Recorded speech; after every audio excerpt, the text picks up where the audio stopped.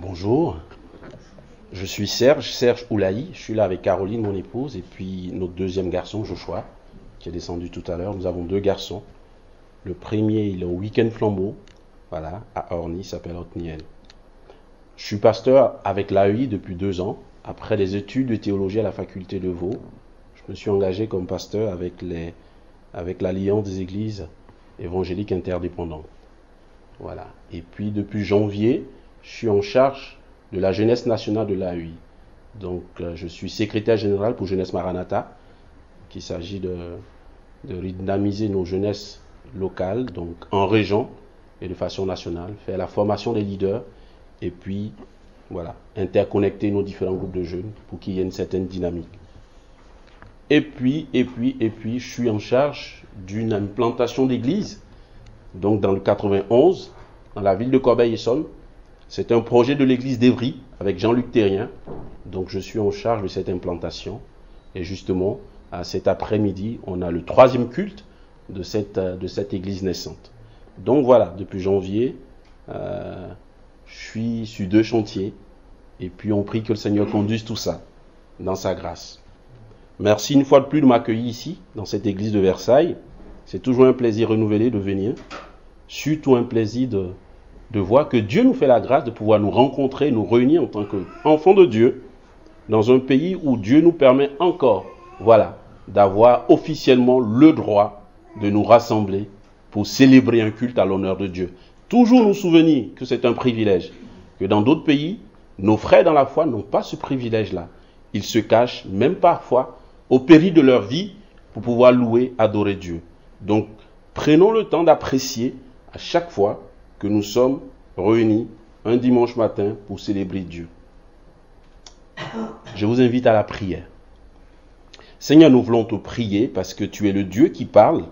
Tu parles par ta parole, la Bible, et tu nous donnes à nous les êtres humains que tu choisis pour l'interpréter, pour apporter quelques explications, pour que nos frères et nous aussi, nous soyons édifiés dans notre marche chrétienne. Permets que ces quelques paroles que je vais commenter puissent nous édifier, nous encourager en tant que chrétiens individuels, mais en tant qu'Église. Que ton nom soit béni, toi qui es là au cœur de nos vies. Béni sois-tu, Seigneur, au nom de Jésus. Amen. Je me réjouis que notre frère ait parlé de ce texte du dimanche des rameaux. Donc dans la liturgie catholique et dans la liturgie de certaines de nos églises, voilà, on essaie pendant cette période de revenir sur ces textes-là pour vraiment nous replonger dans l'esprit de Pâques, qui n'est pas l'esprit des œufs de Pâques ou des lapins de Pâques, mais qui est vraiment cet esprit d'un événement, l'événement le plus marquant de la vie du Christ, qui reste un événement majeur dans nos sociétés occidentales, même si elle prend d'autres formes, elle prend d'autres tournures. Voilà. Donc nous qui sommes les garants de cette parole, nous devons, à ces périodes précises, rappeler un certain nombre de choses. Donc je ferai l'économie de ce texte parce que voilà, notre frère nous a bien introduit sur le texte de l'entrée de Jésus à Jérusalem. Mais je voulais parler d'un événement qui a eu lieu lorsque, une fois que Jésus est rentré et qu'il a pris place, en tout cas pour la dernière fois à Jérusalem, avant qu'il ne s'offre au Seigneur, son Dieu. Matthieu, le chapitre 26. Donc, le chapitre 26 de Matthieu, depuis le verset 1er, parle de la mort jusqu'au chapitre 28, verset 20. Donc, Jésus commence de façon très précise à rentrer dans cette dernière phase de son ministère. Donc, quand on lit tout ce chapitre, on voit bien que dans les premiers versets, il a cet aspect de dire explicitement à ses disciples, voilà l'heure pour laquelle je suis venu. C'est une heure tragique. Il les prépare à la violence de ce moment. Il leur explique un certain nombre de choses. On n'est pas toujours sûr que les disciples soient conscients, même quand Jésus les explique avec des mots simples, parce qu'ils n'ont pas encore pris toute l'ampleur de ce moment précis.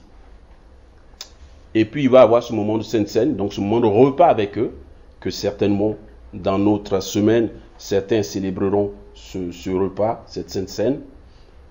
Et puis ensuite, il va annoncer le reniement de Pierre.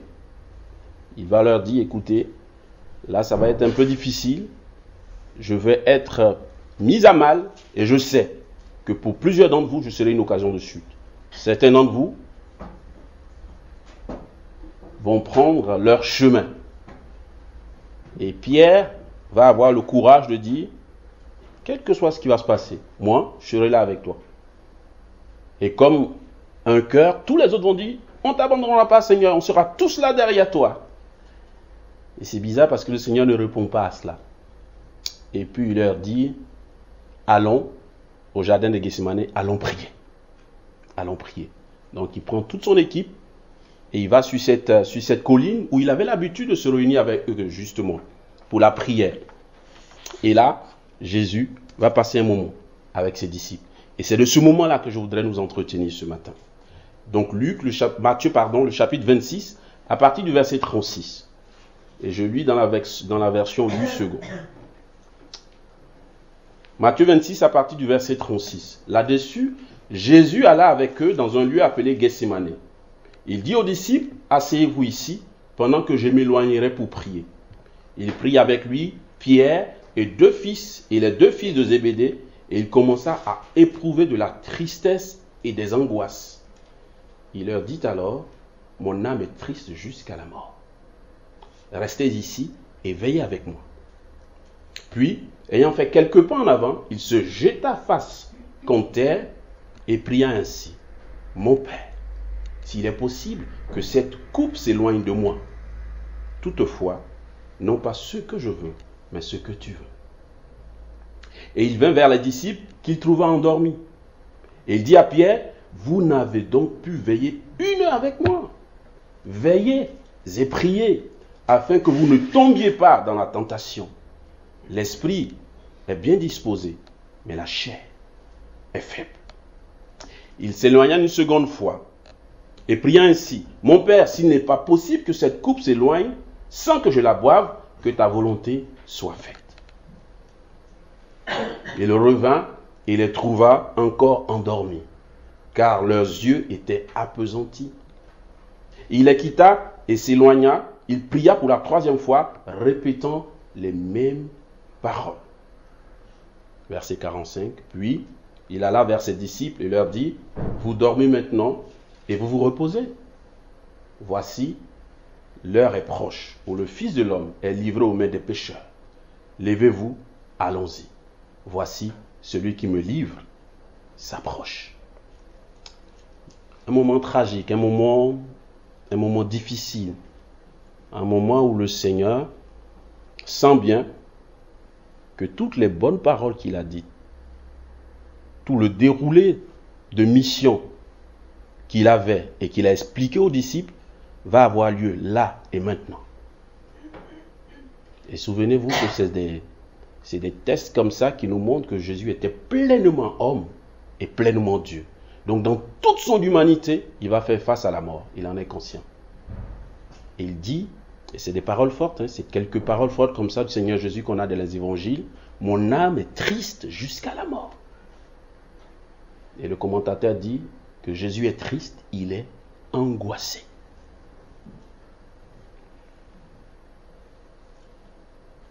Matthieu, dans cet évangile, dans cette portion de texte, nous montre la gradation des événements, mais aussi l'acceptation de Jésus par rapport à cette mission. Il dit, avec ses disciples qu'il a pris depuis le repas de la Cèdre jusqu'à cette colline, restez ici, pendant que j'irai prier là-bas. Et Jésus prend avec lui 3, Pierre et les 2 fils de Zébédée, donc Jean et Jacques. Gethsémane, je l'ai dit tout à l'heure, c'est un endroit auquel ils étaient habitués. Chaque fois qu'ils venaient à Jérusalem, ils passaient du temps là, sur cette colline, dans la prière, dans la contemplation. Mais là, c'est un événement particulier, précis, un événement ultime, parce que le ministère de Jésus va avoir une de ses fins les plus tragiques. Alors il a besoin d'être encouragé. Et pour s'encourager, Jésus a besoin de communier en tant que fils, communier avec le Père dans la prière. Mais non seulement ça, Jésus a besoin de ses amis. Il a besoin de ses amis, ses disciples, des 3 les plus proches avec lesquels il a fait un certain nombre de choses. Il a voulu compter sur ces 3 amis-là. pour l'accompagner dans ce temps difficile, dans ce temps de prière. Jésus est un habitué de la prière. Il ne fait pas qu'enseigner sur la prière. Souvenez-vous déjà que dans l'évangile de Matthieu, très tôt, Matthieu le chapitre 6, il enseigne la prière. Et c'est les disciples qui lui demandent, mais Seigneur, comment devons-nous prier? C'est un peu étonnant parce que c'est des juifs pour la plupart, et un juif, a priori, sait prier. Mais là, Jésus a introduit tellement de choses nouvelles que les disciples sont un peu déstabilisés et disent, honnêtement, on ne sait plus trop comment prier. Et là, Jésus, de façon inédite, leur dit désormais, voilà comment vous devez prier. Si vous priez, celui que vous appeliez Yahweh ou le Dieu très haut, appelez-le Père. Dites notre Père qui est aux cieux. Car vous avez une vraie filiation avec lui. Et puis, il déroule tous les tenants ou toutes les étapes de cette prière qui n'est pas faite pour simplement être récitée de façon servile, mais qui est faite pour nous donner de réfléchir, de méditer. C'est un modèle autour duquel nous pouvons enrichir nous-mêmes notre prière. La vie de service de Jésus est pénétrée par la prière, elle est rythmée par la prière. Il suffit de lire les évangiles, tous les moments précis où Jésus s'esquive, ou tôt le matin, avant que tout le monde soit réveillé, où le texte nous dit, il alla dans tel lieu pour passer un moment de prière. Et Hébreu a cette belle façon de retracer tout le ministère de Jésus, en tout cas le ministère de prière. Quand vous lisez Hébreu chapitre 5, le verset 7, il est écrit, c'est lui qui, au cours de sa vie terrestre, offrit prière et supplication, et c'est au pluriel. Donc qui offrit des prières et des supplications avec grand cri et larmes à celui qui pouvait le sauver de la mort. Et il fut exaucé en raison de sa soumission. Mais les disciples étaient en apprentissage. Jésus est un professeur, pas un professeur d'université seulement. Vous savez, les professeurs d'université, pour la plupart, voilà, on donne beaucoup de notions théoriques, des concepts. Et les étudiants sont obligés, enfin pas obligés, mais sont encouragés à enrichir ces concepts. Jésus, oui, quelquefois, il a donné des cours magistraux, mais la plupart du temps, il est comme l'homme de métier qui prend un petit bonhomme avec lui et qui lui apprend le métier. Et là, il a appris aux disciples à prier. Il voulait qu'ils apprennent, pas simplement parce qu'il le dit, mais parce que lui-même il le vit. Et Jésus vit la prière. Et il a encouragé les disciples à vivre cette relation d'intimité avec le Seigneur. Demeurez ici et veillez avec moi. Comme je l'ai dit, le veiller avec moi, c'est un gros paradoxe. Jésus, il est Dieu. Objectivement, il n'a pas besoin d'un secours humain. Mais en même temps, il est pleinement homme. Et dans son humanité, faible comme il était ce jour-là, il avait besoin de sentir la communion de ses amis. Il avait besoin d'être entouré. Comme quelquefois, quand nous traversons des moments difficiles, nous avons besoin d'être entourés par la famille, par des amis, par des proches. Jésus voulait compter sur ces trois amis-là.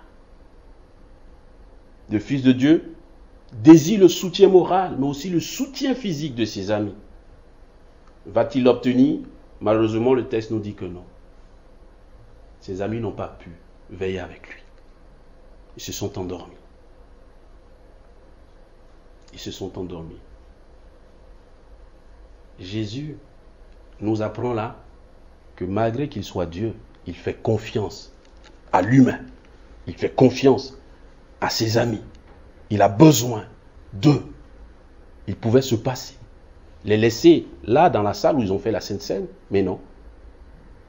Il a besoin d'être avec eux dans ce jardin pour ce moment précis. Quelles leçons pouvons-nous tirer pour notre vie, pour notre relation avec Dieu? Nous avons souvent l'idée que Dieu est lointain, qu'il est grand, qu'il est puissant, qu'il est fort, et nous avons raison. Mais c'est un Dieu qui nous aime et qui veut nous tenir par la main, qui veut quelquefois compter sur nous pour telle ou telle chose, pour telle ou telle activité, ou pour telle ou telle étape de nos vies.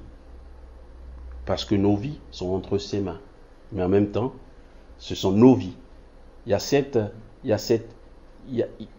a cette double aspect entre le fait que nos vies nous appartiennent et que nous pouvons en faire ce que nous voulons, et en même temps que nos vies appartiennent à Dieu.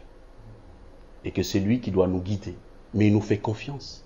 Dieu nous fait confiance. La preuve, c'est que les évangiles, surtout les épîtres, nous disent que nous sommes des vases d'argile, donc des choses fragiles. Mais Dieu décide quand même de venir habiter en nous, de venir tabernacler en nous. Il y a cette belle image qui dit nous sommes des vases d'argile avec à l'intérieur quelque chose de précieux, la vie de Dieu. Il faut l'expérimenter, il faut la vivre. La foi chrétienne, celle que les évangéliques et les protestants ont toujours affirmée, c'est une foi vivante. Ce n'est pas une foi des rituels, ce n'est pas une foi des traditions seulement. C'est une foi qui dit, ce Dieu qui s'est révélé à moi, il est bel et bien vivant, il vit en moi, il me fait confiance, il chemine avec moi, il est là au cœur de ma vie. Il veut compter sur moi, comme je peux compter aussi sur lui. Jésus a été toujours là pour ses disciples. Toujours. Toujours. Quand on les accusait, c'est le premier à les défendre. Apparemment, quelquefois, ils ont transgressé même la loi des pharisiens et des scribes. Et Jésus était leur avocat. Il dit, oui, mais bon, écoutez, ne faites pas de ça un plat quand même.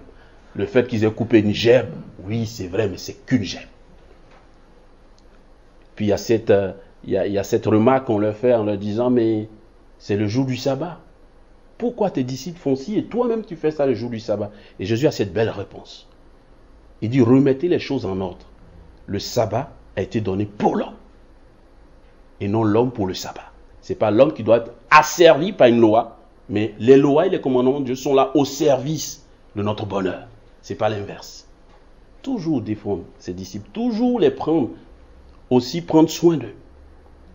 Il y a tous ces silences de l'évangile, on ne sait pas trop qu'est-ce qui se passe, mais Jésus dit souvent à ses disciples, partons d'ici. Et là, vous avez un temps mort. Et les commentateurs, les exégètes disent, en général, c'est un temps où il se retire avec ses disciples pour qu'ils se restaurent, pour qu'ils se reposent. Parce que parfois, c'est des semaines très, très, très lourdes de travail. Imaginez-vous qu'à cette période, il n'y avait pas de voiture, Jésus n'avait pas de chevaux, il faisait tous ces kilomètres à pied avec ses disciples. C'était quelquefois harassant et fatigant. Il savait qu'ils avaient besoin de se reposer, de se restaurer. Et lui, qui a pris soin d'eux pendant toutes ces années, avait besoin ce soir-là, que eux soient là avec lui, et qu'ils soient là pour lui. Malheureusement, il n'a pas pu compter sur eux. Ils n'ont pas pu être persévérants. Les deuxième et les troisième fois quand Jésus revient, il leur fait plus de reproches. C'est là dans le texte. Il leur fait un reproche la première fois. Après, il ne dit plus rien. Il constate seulement qu'ils sont endormis. Moi, je dis, il a une belle leçon d'un Dieu d'amour. Même s'il a besoin que ses disciples soient là, même s'il a besoin qu'il entoure de leur confiance, il ne les blâme pas plus que cela. Il constate qu'ils sont des humains. Et il dit, veillez et priez, car c'est vrai que vous êtes bien disposés, mais je sais que parce que vous êtes des humains, vous êtes faibles. Et que la faiblesse va faire que, voilà, à des moments comme ceux-là, vous allez plutôt dormir plutôt que d'être éveillés. Donc Jésus est toujours dans la compassion. Il n'est pas dans la condamnation. Il est dans l'empathie. Il n'est pas dans le jugement.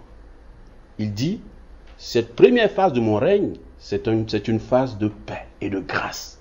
Je viendrai plus tard pour juger le monde.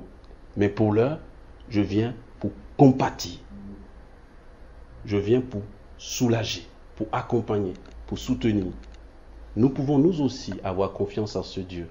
Même si nos vies chrétiennes ne sont pas toujours là où elles devaient être, même si dans notre parcours, il y a plus de bas que de haut, il est là pour nous soutenir. Il n'est pas là pour nous accabler. Il n'est pas là pour nous enfoncer, au contraire. Toujours là, pour nous soutenir. Il me semble que si Jésus ne dit rien, c'est parce que, voilà, je l'ai dit, ce Dieu d'amour, pleinement humain, pleinement Dieu, est compatissant et qu'il sait que ses disciples sont des hommes. Et que parce qu'ils sont des hommes, ils ont des faiblesses. Et que ces faiblesses-là ne pourront être surmontées qu'après un certain temps, certainement. Et il leur dit de façon ironique, vous dormez? Bah écoutez, reposez-vous bien alors. Reposez-vous bien. Parce que les heures qui viennent vont être chaudes. Vous n'aurez que ce répit-là. Parce qu'après, ça va aller très vite. Et les événements vont être très violents. Mais c'est de façon ironique qu'il dit cela. On a l'impression que Jésus est un peu désespéré, qu'il fait de l'ironie. Mais en même temps, on peut se rendre compte qu'un ami a mal parce que ses amis n'ont pas pu être avec lui. Donc il y a cette double aspect de cet événement qu'il nous faut regarder. Par contre, il ne faut pas rester sur cet échec des disciples, parce qu'ils vont apprendre. Nous lisons Actes des Apôtres, nous lisons toutes les épîtres, et nous comprenons qu'ils ont appris. Qu'ils ont appris. Tous les textes qui nous parlent de Pierre en prière, tous les textes qui nous parlent de Jean et de Jacques, qui sont en prière, qui font plein de choses dans la prière, on réalise qu'ils ont appris de cette leçon-là.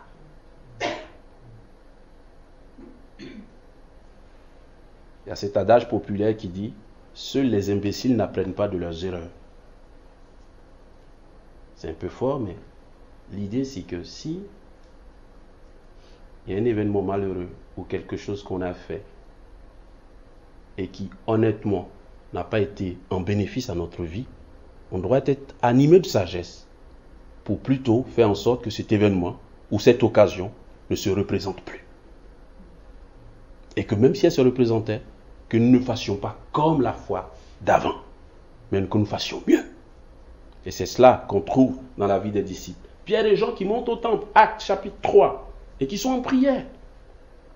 Pierre qui est en prison, dans un moment difficile de sa vie, mais il trouve le temps de louer, de chanter, de célébrer Dieu. Alors qu'il y a une fatwa qui est sur sa vie, une menace de mort, mais il loue Dieu.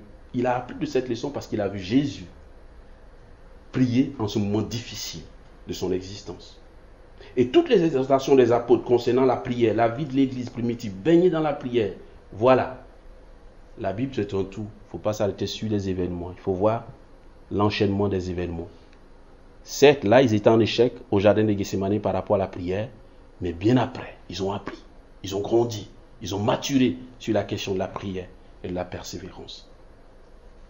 Nous aussi, nous sommes encouragés à ne pas rester sur nos échecs, à ne pas rester sur nos doutes, à ne pas rester sur nos incompréhensions, mais à nous mettre toujours dans un chemin, dans un processus avec le Seigneur. Le Seigneur est celui qui sait et qui nous accompagne et qui nous tient la main.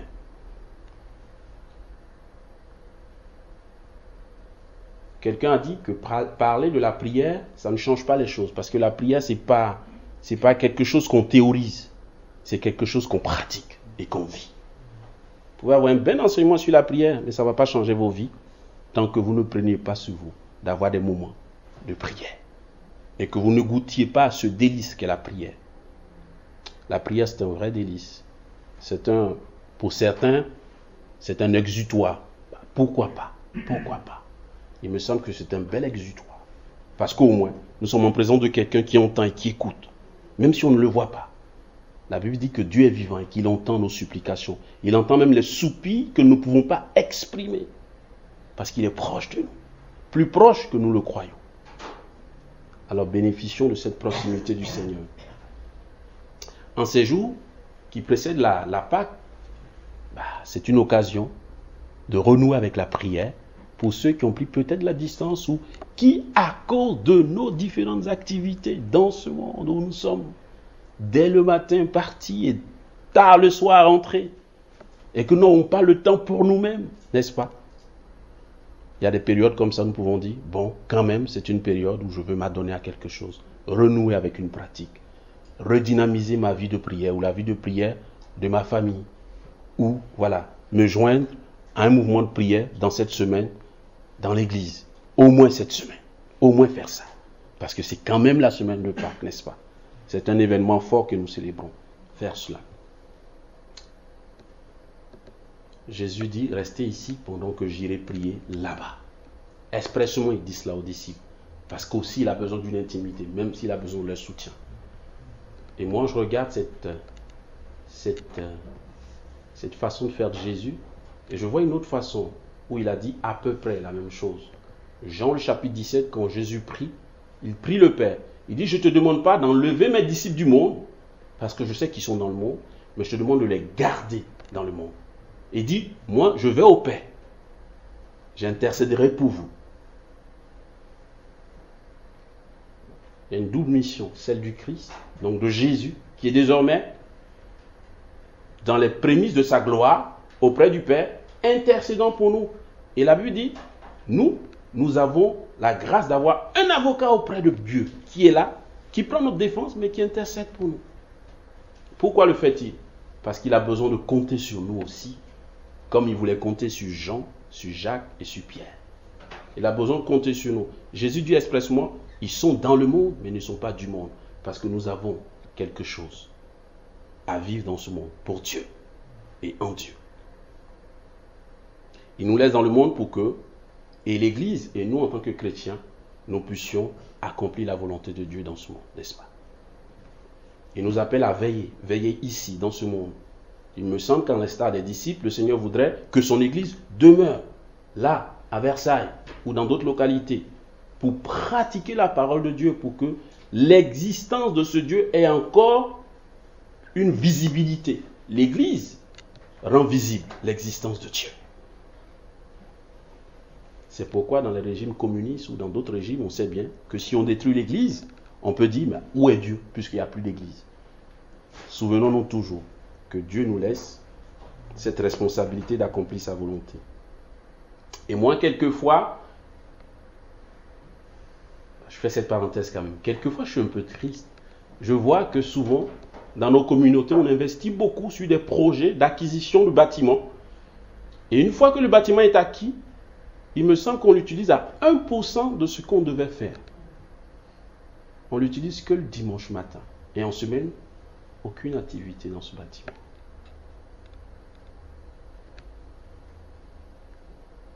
Quand on fait le rapport d'investissement financier, de prière spirituelle et l'utilisation, honnêtement, il y a des choses à revoir, n'est-ce pas? Je sais bien que ce n'est pas facile pour chacun de nous, à cause de la famille, des enfants, du travail, de ceci, de cela, et encore, et encore. Est-ce que l'Église, est-ce que la foi, est-ce que l'existence de Dieu, est-ce que être là comme compagnon de Dieu est une priorité pour nous? Si c'est le cas, nous devons l'introduire, l'inclure dans nos agendas et en faire une priorité pour que quelquefois nous puissions aussi participer à la vie de nos églises en participant à ces activités-là. Ainsi, vous n'avez pas pu veiller avec moi, dit le Seigneur. Je prie que Dieu nous aide pour que nous ne tombions pas dans cet échec. Et Jésus nous en a donné la clé. Il dit que nous sommes faibles de par nous-mêmes, mais que nous pouvons être forts dans la prière. Moi, je sais que dans mon parcours, j'ai dû et je suis encore redevable à la prière communautaire. Parce que c'est là que je me sens porté. C'est là que ma faiblesse personnelle dans ma vie de prière peut être redynamisée avec mes frères et sœurs dans l'église, dans des rencontres de prière. Et je voudrais vous encourager. J'ai entendu que ce vendredi, les églises des Yvelines vont célébrer le vendredi saint à Elancourt. Je vais vous encourager à y aller pour célébrer avec vos frères et sœurs ce moment précis, ce moment particulier de la foi chrétienne.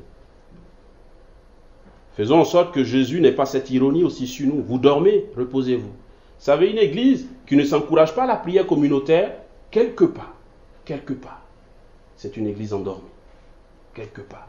Ce n'est pas toujours le cas, ce n'est pas toujours vrai. Mais, trop souvent, c'est un signe de sommeil pour l'église. Les églises catholiques sont obligées de fermer maintenant les portes, débattant des grandes cathédrales et des grandes églises, en tout cas, de petites églises, des cathédrales encore, on les laisse ouvertes, parce que malheureusement, il y a des malfaiteurs qui ont commencé à piller. Sinon, toutes les églises catholiques restent ouvertes, en général, parce que l'idée, c'est qu'un croyant peut avoir envie de prier et qu'il peut rentrer dans la maison de Dieu pour prier. Je prie simplement que nos églises soient toujours ouvertes pour que nous puissions bénéficier de ce moment de prière. Prions, prions et prions. Souvenez-vous que dans le Notre Père, et Jésus l'a vécu lui-même, le Notre Père, c'est ce qu'il le fait un peu ici, dans cet évangile de Matthieu chapitre 26. En fait, il reprit le Notre Père, mais d'une autre façon. Vous savez, notre Père, c'est notre Père qui es aux cieux, que ta volonté soit faite sur la terre comme au ciel.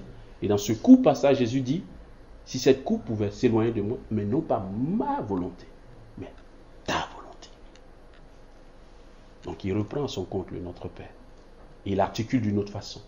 Nous sommes encouragés à vraiment avoir une vie de prière prolixe. C'est à nous de dire nos sentiments, nos émotions, ce que nous vivons, ce que nous traversons à Dieu. Dieu est celui qui attend nos prières. Et enfin, les théologiens disent que si Dieu agit dans le monde, il a décidé d'agir avec la prière des croyants. Le contraire, c'est si les croyants ne prient pas, Dieu peut ne pas agir. Parce qu'il a décidé d'agir dans le monde avec la prière des croyants. Donc chaque fois que nous prions, Dieu se sert de nos prières pour agir. Chaque fois que nous ne prions pas,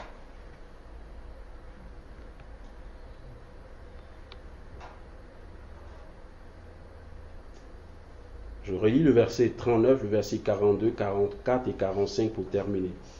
Il alla un peu plus loin, se jetant le visage contre terre et priant en ces termes. Mon Père, si c'est possible, éloigne de moi cette coupe de douleur. Toutefois, non pas comme je veux, mais comme tu veux. Toujours nous rappeler que ce n'est pas comme je veux, Seigneur, mais tu connais mieux ma vie que moi. Guide ma vie. Guide la vie de mon Église. Il s'éloigna une deuxième fois et pria en ces termes. Mon Père, si cette coupe ne peut pas être enlevée sans que je la boive, que ta volonté soit faite. Nos vies seront traversées quelquefois par des épreuves, voulues ou laissées par Dieu. Si on ne peut pas s'en détourner, autant demander la force à Dieu de les affronter avec sérénité et courage, en comptant sur son soutien. Jésus les quitta de nouveau, s'éloigna et pria pour la troisième fois en répétant les mêmes paroles. La prière peut être répétitive, ce n'est pas grave. C'est les motifs pour lesquels nous prions qui sont importants. Puis il revint auprès des disciples et leur dit, vous dormez encore et vous vous reposez. Maintenant, l'heure est proche. L'heure est arrivée où le Fils de l'homme va être livré entre les mains des pécheurs. Levez-vous, allons-y. Que cette semaine, nous puissions méditer sur ces textes-là et que nos vies soient d'une certaine façon encouragées, boostées. Parce que la Pâque, c'est aussi le moment où nous pouvons nous restaurer, nous ressourcer, nous rappeler qu'il y a quelqu'un qui nous aime et qui a fait un sacrifice immense pour que nos vies soient épanouies, soient remplies, de la vie de Dieu. Puisse le Seigneur nous aider pendant cette période de Pâques. Prions. Seigneur, nous voulons te remercier pour ces quelques paroles. Ma prière a toujours été que les textes que tu nous donnes puissent nous encourager et que les explications que tes serviteurs, les prédicateurs apportent puissent éclairer la lanterne sur tel ou tel aspect de la vie de nos frères et sœurs. Ma prière ce matin, c'est que mes frères et mes sœurs aient été encouragés et que dans la semaine, par la force de ton esprit en nous, que chacun de nous puisse grandir dans sa foi, se renouveler dans ce moment de Pâques et te laisser, toi, le Christ, mort ressuscité, nous enrichir pleinement de toi. Béni sois-tu, Seigneur, au nom de Jésus.